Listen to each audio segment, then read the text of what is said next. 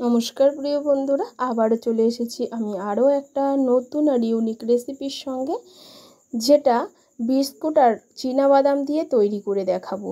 তাহলে চলুন বন্ধুরা, দেখে নিন আমার আজকের এই ব্রত স্পেশাল বা নবরাত্রি স্পেশাল। আমার যে সকল বন্ধুরা নবরাত্রি করছেন আজকের স্পেশালি তাদের জন্য আমার এই ভিডিওটি। তাছাড়া এমনিতে যারা নবরাত্রি নাও করেন তারাও খেতে পারেন।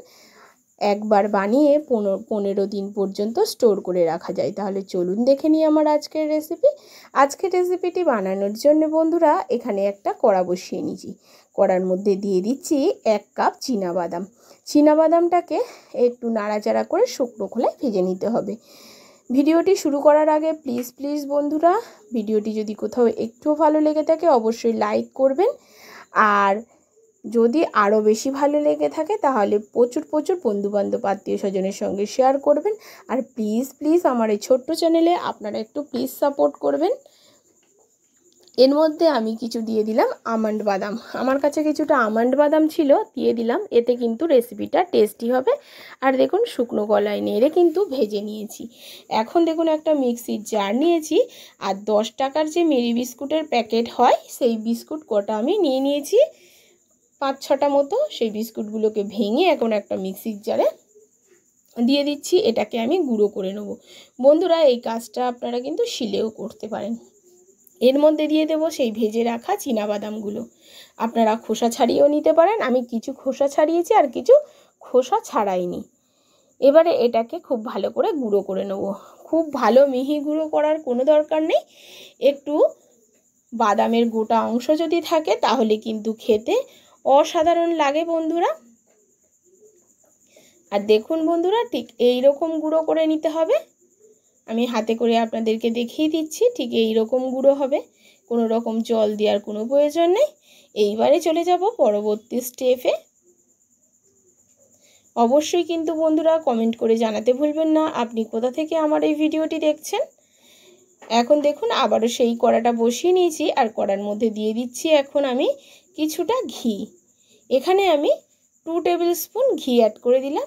ঘিটা মেল্ট হলেই আমি এর মধ্যে দিয়ে দেব 2 চামচ মতো বেসন। এখানে অবশ্যই বেসনটা ব্যবহার করবেন। আর দেখুন বন্ধুরা, একটা বাটিতে আমি 2 চামচ বেসন নিয়ে নিয়েছি, আর বেসনটাকে আমি ওই ঘিয়ের মধ্যে দিয়ে দিচ্ছি। দিয়ে বেসনটাকে খুব ভালো করে ভেজে ফেলতে হবে। এই কাজটা মিডিয়াম ফ্লেমে রেখে করতে হবে বন্ধুরা। হাই ফ্লেমে করলে কিন্তু এই বেসনটা পুড়ে যেতে পারে বা ঘিটা পুড়ে যেতে পারে, সেক্ষেত্রে কিন্তু রেসিপির টেস্টটা অতটা সুন্দর আসবে না। আর দেখুন খুব ভালো করে আমি এটাকে নাড়াচাড়া করে বেসনটাকে ভেজে নিয়েছি। বেসনটার কালারটা যখন চেঞ্জ হয়ে যাবে ভাজার পরে, তখনই বাদাম আর বিস্কুটের গুঁড়োটা অ্যাড করে দেবো। এবার খুব ভালো করে বাদাম আর বিস্কুটের গুঁড়োটাকে খুব ভালো করে বেসনের মধ্যে মিশিয়ে নিতে হবে। দেখুন একটু বেসনের সঙ্গে এটাকেও একটু ভাজা করতে হবে। আর সমস্ত কাজটাই কিন্তু বন্ধুরা মিডিয়াম ফ্লেমে রেখেই করতে হবে। দেখুন কেমন ভাজা হয়েছে। ঠিক এই সময় আমি এখানে মেজারিং কাপের হাফ কাপ দিয়ে দিচ্ছি চিনি। আপনারা যেমন মিষ্টি খাবেন সেই অনুযায়ী চিনিটা ব্যবহার করবেন।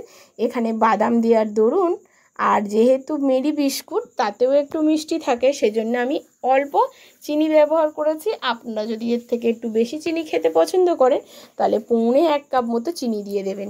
এবং তার মধ্যে এবারে একটু নাড়াচাড়া করে দিয়ে দিচ্ছি দুধ। এখানে আমি গুঁড়ো দুধটাকে গুলে নিয়েছি, একটা 10 টাকার প্যাকেটের গুঁড়ো দুধকে জলে গুলে নিয়ে দিয়ে দিয়েছি। আপনারা চাইলে বন্ধুরা এখানে লিকুইড দুধ ব্যবহার করবেন, তবে বলবো গুঁড়ো দুধ যদি এখানে ব্যবহার করে থাকেন তাহলে কিন্তু টেস্টি হবে। আর এতে কিন্তু বানানো খরচটাও কম, আর এটা কিন্তু বন্ধুরা খেতে প্রচণ্ড টেস্টি। যে কোনো মিষ্টির দোকানের থেকে কোনো অংশে কম টেস্টি হবে না এই মিষ্টির রেসিপিটি। আর দেখুন ঠিক এই রকম একটা মসৃণ মোলায়েম সফট একটা ডো আমি তৈরি করে নিয়েছি। নাড়াচাড়া করতে করতে, আর মাথায় অবশ্যই রাখবেন মিডিয়াম ফ্লেমে কিন্তু গ্যাসের ফ্লেমটাকে রাখতে হবে, হাই নয় লো নয়।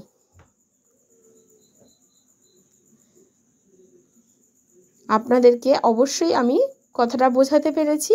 আর দেখুন খুব ভালো করে এইরকমভাবে প্রেস করে করে এটাকে একটা ডোয়ে পরিণত করে নিয়েছি।